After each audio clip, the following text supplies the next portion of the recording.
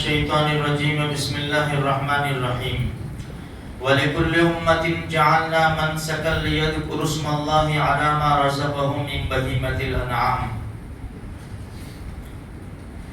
دیکھو الحمدللہ ہم میں سے بہت سے لوگوں نے جن کی طرف سے قربانی تھی فارغ ہو گئے ہوں گے اور بہت سو کی باقی ہوگی۔ اللہ پاک سب کی چھوٹی بڑی قربانیوں کو قبول فرمائے۔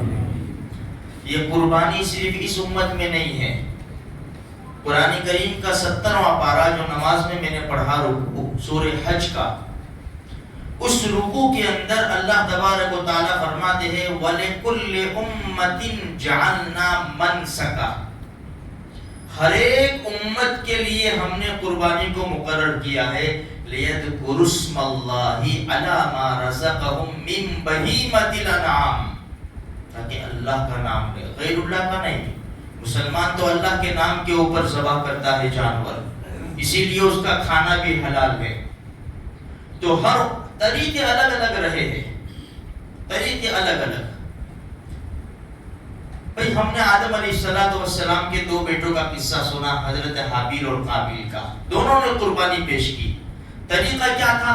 پہاڑ کے اوپر رکھاؤ، اگر تمہارا مال پاک ہے آسمان سے آگ آئے گی اس کو اٹھا لے جائے گی، اور اگر تمہارا مال ناپاک ہے اور تمہاری قربانی اللہ کی بارگاہ میں قبول نہیں ہے، ایسی ہی رہے گی تاکہ دنیا والے دیکھیں کہ اس کی قربانی قبول نہیں ہوئی ہے۔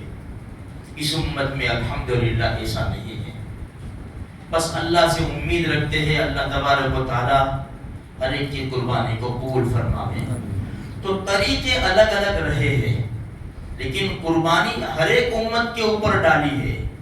اور یہ بات یاد رکھو میرے بھائیوں، جو قوم قربانی دیتی ہے وہ عروج پر جاتی ہے۔ صرف قربانی جانور اللہ کے نام پر ذبح کرنے کا نام نہیں ہے، بلکہ جانی مالی قربانی جب جب ضرورت پیش آئے، جب جب اللہ اور اس کے رسول کا حکم ہمارے سامنے آئے، اس وقت اپنی جان اور مال کو کھپانا لگانا، اسی کو قربانی کہتے ہیں۔ اور قرآن چوتھے پارے شروع ہوتا ہے، کیا کہتا ہے؟ لَن تَنَالُوا الْبِرَّ حَتَّى تُنْفِقُوا مِمَّا تُحِبُّونَ، تم نیکی کو نہیں پا سکتے یہاں تک کہ تم اپنی پسندیدہ چیز خرچ نہ کرو۔ وَمَا تُنْفِقُوا مِنْ شَيْءٍ فَإِنَّ اللَّهَ بِهِ عَلِيمٌ، جو کچھ بھی خرچ کرو گے تم، ہم نے جو کچھ بھی خرچ کیا اپنے مال میں سے، فَإِنَّ اللَّهَ بِهِ عَلِيمٌ، اللہ اس کو جاننے والا ہے۔ میرے پاس اتنا تھا، میں نے اتنا خرچ کیا، اس کو بھی اللہ جانتا ہے۔ اتنا تھا، اس میں سے اتنا خرچ کیا، اس کو بھی اللہ جانتا ہے۔ میرے پاس ایک جانور لانے کی استعداد اور طاقت تھی، لیکن میں نے 1500 2000 میں کام چلا لیا، اس کو بھی رب جانتا ہے۔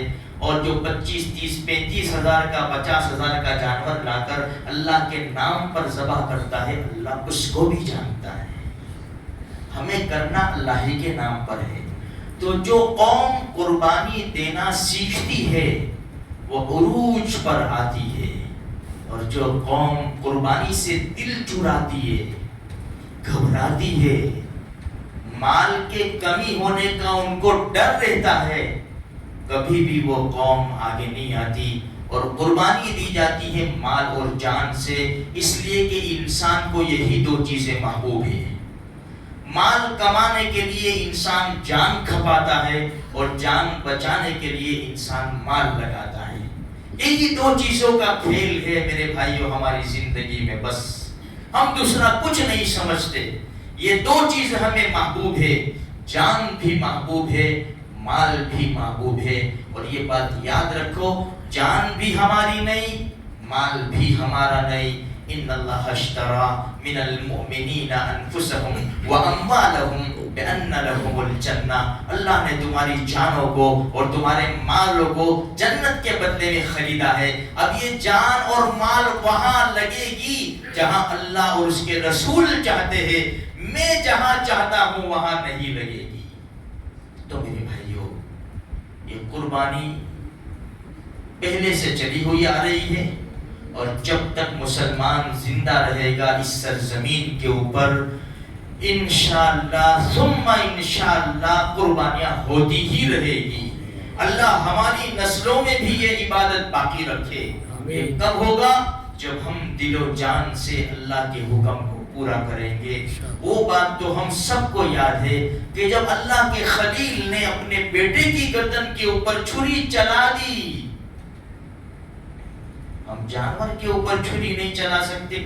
کچھ روپیوں کا کچھ پیسوں کا لا کر میرے بھائی قربانی سے عروج ملتا ہے.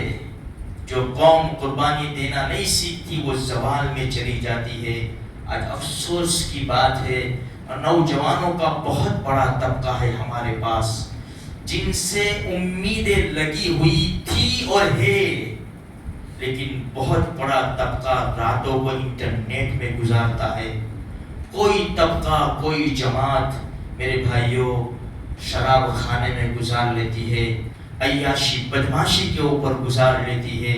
تو بتاؤ جس قوم کی نگاہیں ان جوانوں پر ہو جن کے ہاتھ میں لگام ہو اور وہی لگام چھوڑ کر اپنی سواری کو سائیڈ میں رکھ کر عیاشی بدماشی پر اتر آئے، بتاؤ اس قوم کا کیا ہوگا؟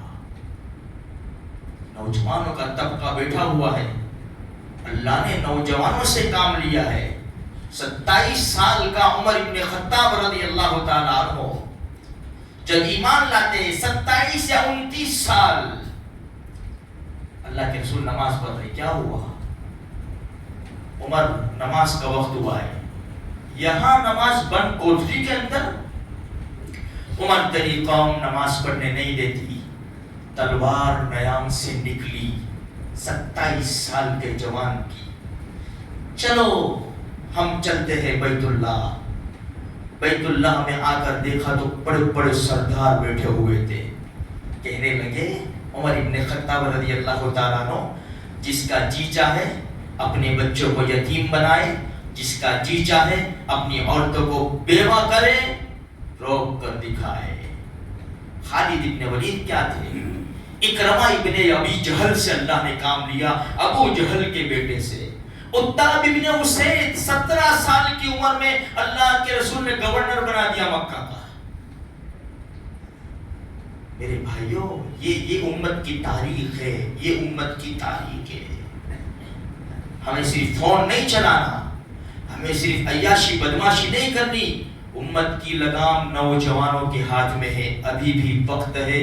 اگر نوجوانوں نے اس امت کو سنبھالا، اس لگام کو سنبھالا، اللہ کی قسم دنیا کی کوئی طاقت ہمارے سامنے ناپاک نگاہ اٹھا کر نہیں دیکھ سکتی اور کوئی قوم ہمارا بال بیکا نہیں کر سکتی. جب تک ہم راہ راست پر ہے باطل آتا رہے گا، لیکن قرآن کہتا ہے جاء الحق وزهق الباطل ان الباطل کان زہوقا. حق آیا باطل گیا. باطل کو تو جانا ہی جانا تھا.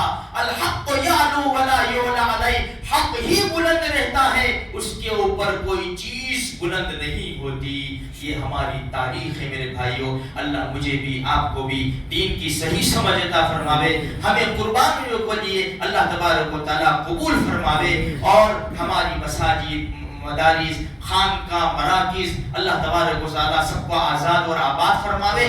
خصوصاً مسجد اقصیٰ سے لے کر ہمارے ملک میں جتنی بھی مسجدیں، مدارس چلے گئے ہیں، نرگے میں پھنسے ہوئے ہیں، اللہ تبارک و تعالیٰ سب کو آزاد اور آباد فرمائے. آمین.